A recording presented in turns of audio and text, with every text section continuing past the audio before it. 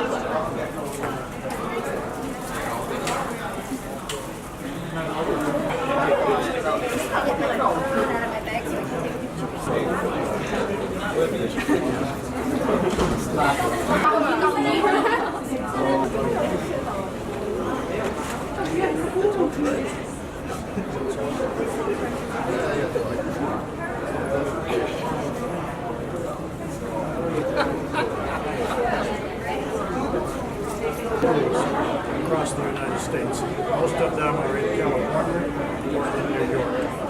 We offer a 2+2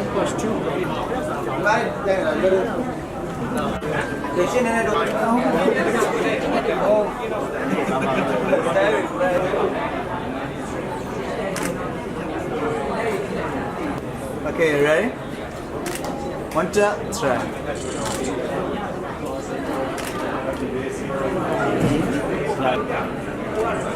This video jib ba. All of video jib ba. Now they want to know what about me. Okay, yeah, yeah. Yeah, yeah. 1, 2, 3. Okay, yeah. Yeah, we.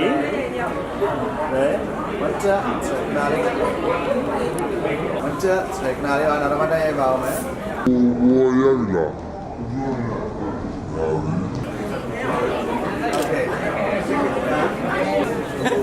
Okay. Okay, anh em tu lâu rồi, alo lâu về rồi à? 1, 2, 3, go.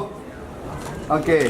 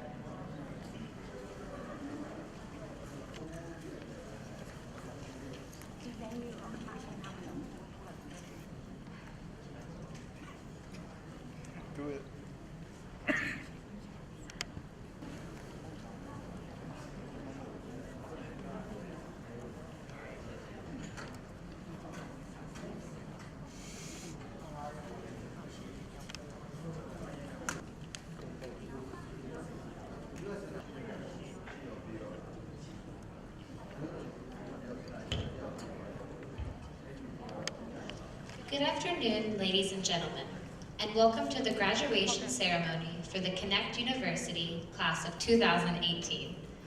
Graduation Day is always a day of rejoicing, for it marks the conclusion of one educational journey and the commencement of another, more uncertain and more challenging step in each student's life as they move on to the second part of their studies in the United States. Today signifies the culmination of many years of hard work and the relentless pursuit of knowledge that enables students to embrace opportunities and face challenges with clear vision and purpose. Friends, please join me in welcoming the faculty, guests, and graduates of the Connect University class of 2018.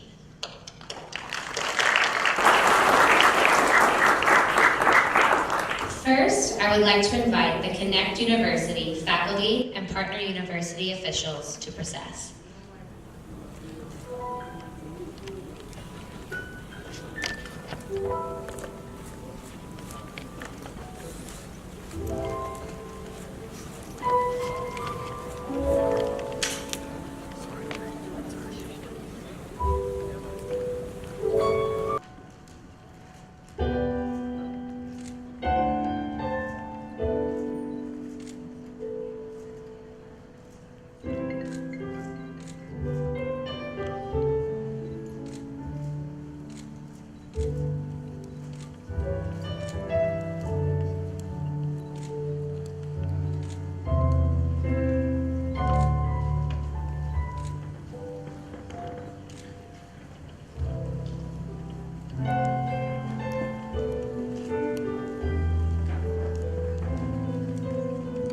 Next, please join me in welcoming the procession of the class of 2018.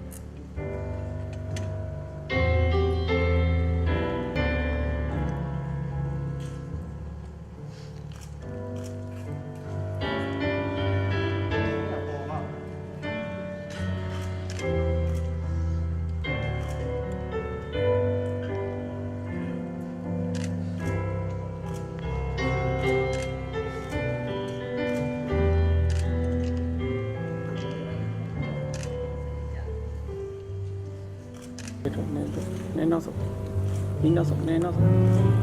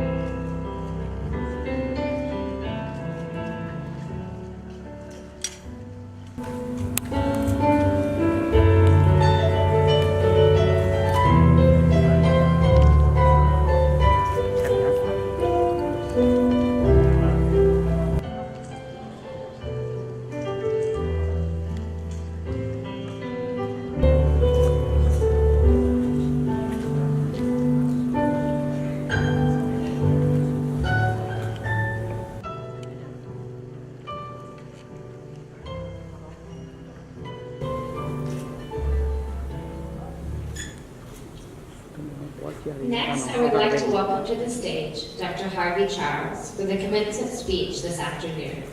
Dr. Charles and his wife, Dr. Michelle Harris, have joined us today from the State University of New York at Albany, where Dr. Charles is Dean and Vice Provost for International Education. Please join me in welcoming Dr. Harvey Charles.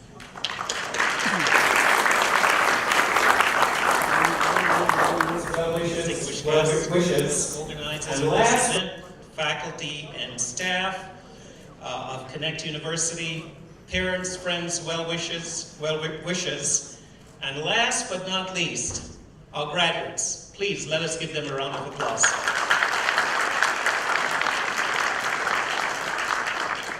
Good afternoon to all of you. I am delighted to be here to share this special occasion with you and to celebrate your important achievements with you.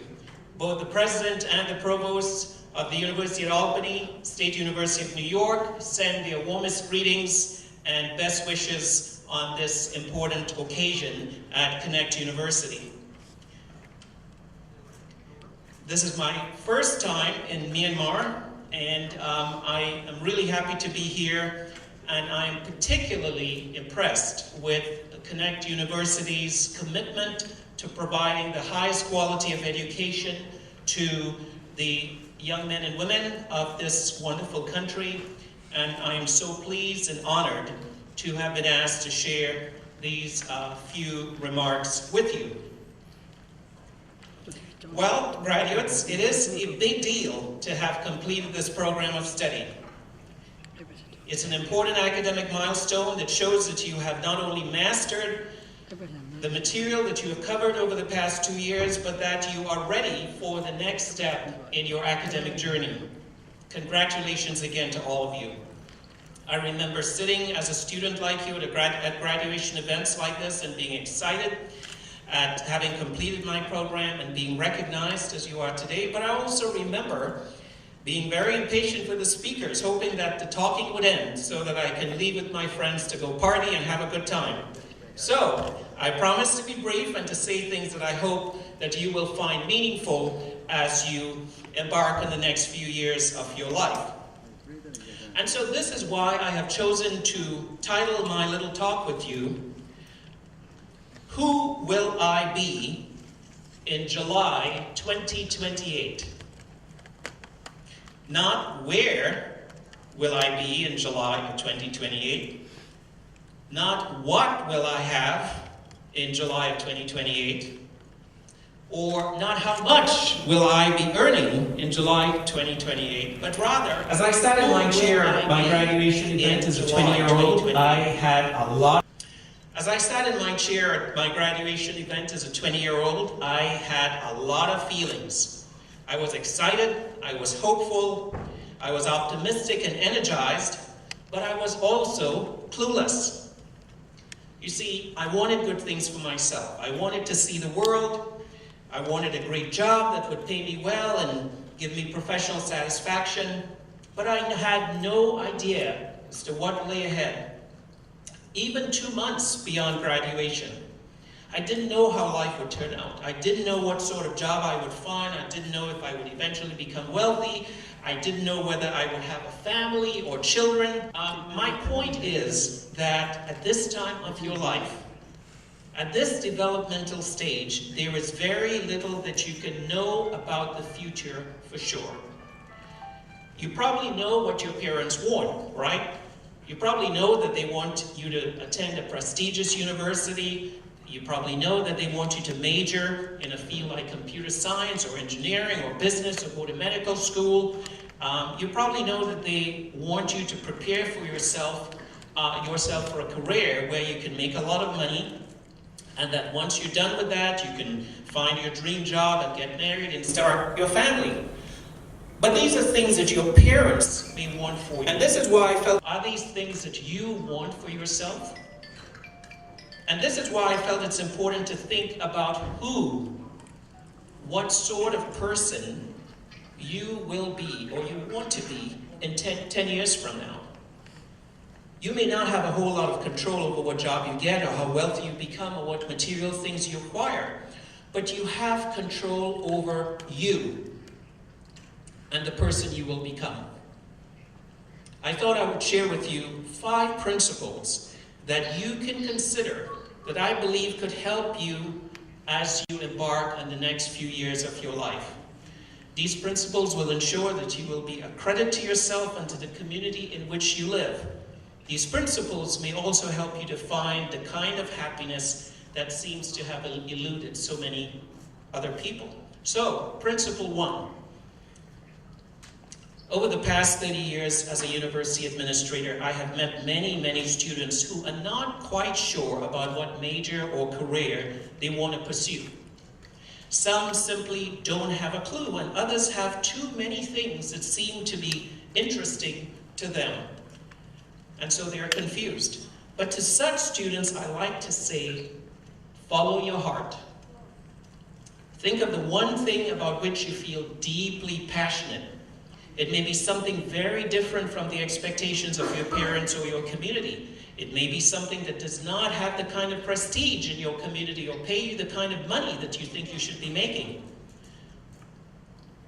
But if you feel passionate about that one thing, whatever it is, if it gives you joy, and if you are happiest when you engage in this activity, then maybe this could be the major and ultimately the career that you should pursue.